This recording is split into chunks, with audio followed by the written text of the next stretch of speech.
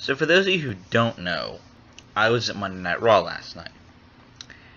And first time, and I guess now 11 and a half years of watching wrestling, I had attended a live television show, no matter the company. First off, I had a very good time. But I'm here to talk about the one thing that made the pain in the ass drive to Baltimore and the pain in the ass drive home worth it. And that was the 5 minutes that the Wyatt family was on screen. Now, you had a lot of build leading up to their debut.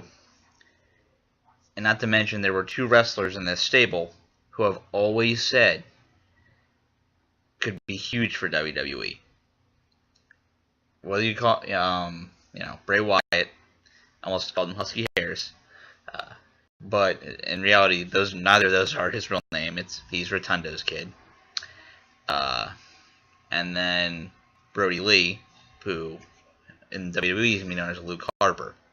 And then there's Eric Rowan, who's the wild card who wears the sheep's or lamb mask. Three of them are all very talented from what I've seen, especially Harper and Wyatt. They have a lot of potential here, and I was very, very happy with this segment. And I'm going to talk about a little bit of what that means going into Money in the Bank. They debut, attack Kane, and if I'm them, you don't replace Kane in that match. You have Kane stay out, obviously. It would ruin, how vicious of an attack it was, obviously, because they brought the stretcher out to take Kane away after his match with Christian. But you just scrap Kane from the match, have the other 6 of them go at it. You have Daniel Bryan win that match. Usually, when a person ends Raw looking like they're going to win, they usually don't end up winning. However, you really don't have Van Dam lose in his return, but who knows what he's going to be doing. I feel that, you need to give it to one of the other 5 to begin with. Christian is not at that level yet, coming back. Punk, that's a safe choice if you don't want to give it to Bryan. But he was champion for a while. I think he can spend some time away from the title and do much better things. Orton, and I'm going to save Orton for last because I have that relates to the Wyatt family. Who else is in that match? Sheamus? No. I don't think so. And then there's that should be all of them. And then there's D-Bry and then Randy Orton. And I do think Bryan's going to win because, for once, they're going to let the person who goes into the match who looking the best win it. But the Orton thing, I'm going to have Orton look strong here. And this involves the Wyatt family because the last time we saw the persona of Bray Wyatt, Husky Harris on WWE television was when I believe he was a part of the New Nexus and Orton punted him, kicking him off the television. For congruency in wrestling, I wouldn't mind having the Wyatts, I guess, depending on, because Orton is pretty good as a heel. I bind him more as a heel, definitely. Have maybe reform Legacy in a sense, have it be Sandow, Rhodes, and Orton, even though that's not DiBiase, and then have them face the trio of the Wyatt family, and have the Wyatt family cost Orton this match, come down and attack him at ringside. I guess that would have to be heel if that was working out. And then have them look strong, and then have a type of feud between the New Legacy and the Wyatt family is where I'd go with that. I think that would just be a way to get the Wyatt family very over. They have to appear on the pay-per-view in some right on Sunday, and that's the way they do it.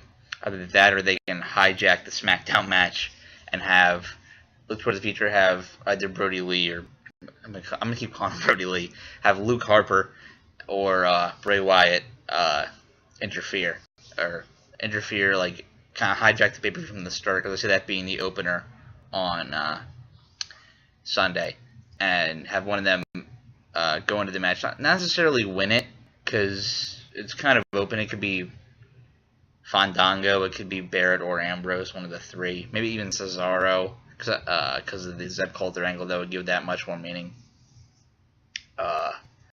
But kind of maybe hijack the match from there, giving reasoning to why the New Legacy was formed if they attack Orton later in the night. Maybe cost Cody Rhodes the match or something. They're kind of being lost in the scuffle anyway of SmackDown and the World Heavyweight Title picture. So wouldn't mind seeing them kind of join Orton more primarily on Raw. But beyond that, other Money in the Bank predictions. I'll go Cena over Henry. I just don't think that's going to happen. I think we get Cena and Daniel Bryan at SummerSlam. World Heavyweight Title, I see somehow those two staying each other in top picture. Maybe Del Rio cementing himself as a heel. AJ kind of going away from Ziggler and Ziggler cementing himself as a face. And then they have like the blow off at SummerSlam with Ziggler finally winning the title back. But so here, I guess Del Rio would have to keep the title. I don't know what's happening between Jericho and Ryback. I think that Ryback may win the match, only because I know Jericho has a big tour with Fozzy coming up. And then the rest of the stuff on the card, we have the Divas title match. Take your pick, who cares? Caitlyn could probably win because she'll, whatever. That might make it a little easier for AJ to leave Ziggler, but who knows? And then I believe it's Axel and Miz is also on the card, and hopefully they get the title on Axel. If I'm forgetting a match, let me know in the comments, and I can definitely comment back to you and give you my prediction for that. But besides that, I just wanted to say I'm very excited for the Wyatt family. I think that they are very good, but we'll see how it goes from now. Hopefully they stay as hot as they seem. They were very, very over as faces, so hopefully they stay there. But I can see it going either way. I just think it'd be something new to have them kind of reform a stable to face them. And just I like congruency in wrestling. The Husky Harris chants were heard on television. They were loud in person and heard on television, so it might be a way to explain that instead of just hiding it. So I think that might be a way of working that out. Some people want them to feud with Shield because the Shield, should they break up by the end of the year, has strong enough wrestlers in it where they could go on their own now, which I agree with, especially Rollins and Ambrose. Even Reigns look pretty great. I mean, all three could probably do it. But leave your thoughts on where do you think the Wyatt angle will go as well, who should get involved, if the legacy thing would work, where the Shield lie in all this, and I will talk to you guys later. Bye-bye.